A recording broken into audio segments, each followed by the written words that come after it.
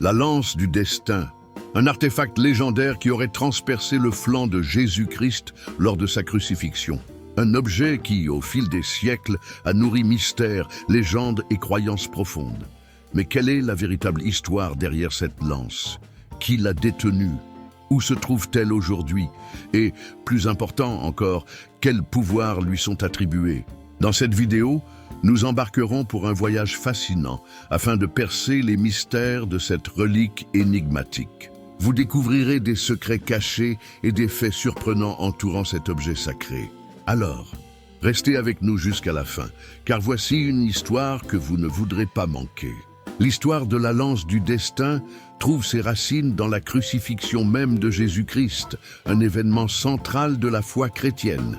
Selon l'évangile de Jean, un soldat romain, traditionnellement identifié comme Longin, perça le flanc de Jésus pour confirmer sa mort. On raconte que de cette blessure coulèrent du sang et de l'eau, un signe mystique qui marqua profondément la tradition chrétienne. La lance utilisée par Longin était probablement une arme typique des soldats romains, faite de bois et de fer, conçue à la fois pour le combat et pour symboliser l'autorité. Cependant, la légende lui attribua une signification dépassant la matière. Elle serait devenue un symbole de foi, de repentir et de rédemption.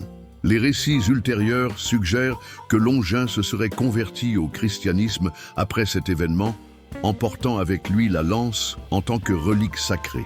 Au fil des siècles, la lance du destin gagna en importance dans les récits religieux et mystiques. Elle fut mentionnée dans des textes apocryphes et devint l'objet de quêtes de chefs religieux et politiques, qui y voyaient un lien direct avec la passion du Christ et un instrument de pouvoir divin. Le parcours de la lance du destin est entouré de légendes et de controverses. Après la crucifixion, on pense que la lance est restée en possession de Longin qui, selon certaines traditions, serait devenu missionnaire chrétien. Avec le temps, la lance aurait été transportée en divers endroits, protégée par des communautés chrétiennes. Au IVe siècle, des récits indiquent que la lance fut retrouvée par l'impératrice Hélène, mère de Constantin le Grand, l'un des grands empereurs romains, lors de son pèlerinage en Terre Sainte. Elle aurait envoyé la lance à Constantinople, où elle fut vénérée comme une relique sacrée.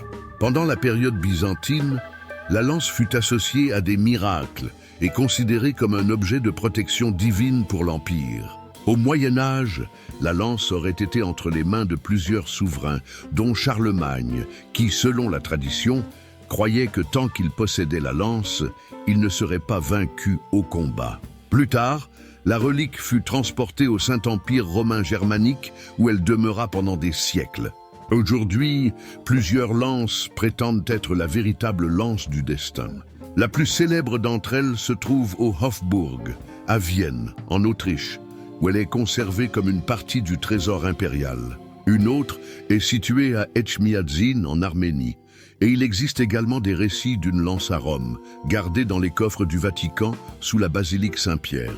Bien qu'aucun consensus n'existe quant à son authenticité, chacune de ces lances porte avec elle des siècles de vénération et de mystère. La lance est entourée d'une aura de pouvoirs mystiques et miraculeux.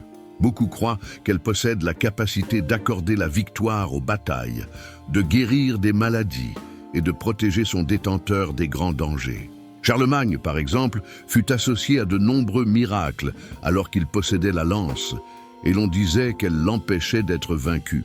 Un autre cas célèbre concerne Frédéric Barberousse, qui aurait également compté sur la lance comme symbole de protection divine lors de ses campagnes militaires. De plus, certaines traditions croient que la lance porte en elle une malédiction.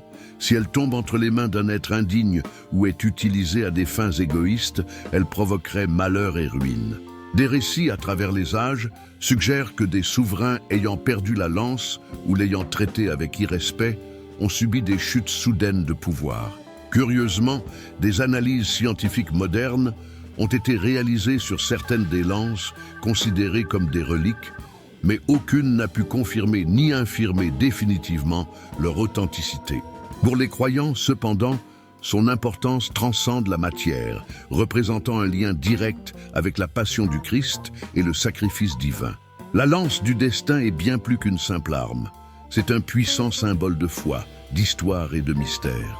Son parcours, du calvaire au coffre des grands empires, nous rappelle combien les objets matériels peuvent porter une signification spirituelle profonde. Bien qu'il soit difficile de déterminer si l'une des lances actuelles est authentique, l'impact culturel et religieux de la lance du destin demeure. Elle continue d'inspirer croyants, historiens et même curieux à explorer les mystères de la foi chrétienne. Si cette histoire vous a plu et que vous souhaitez en savoir plus sur les reliques sacrées, n'oubliez pas d'aimer, de commenter et de vous abonner à la chaîne. À bientôt.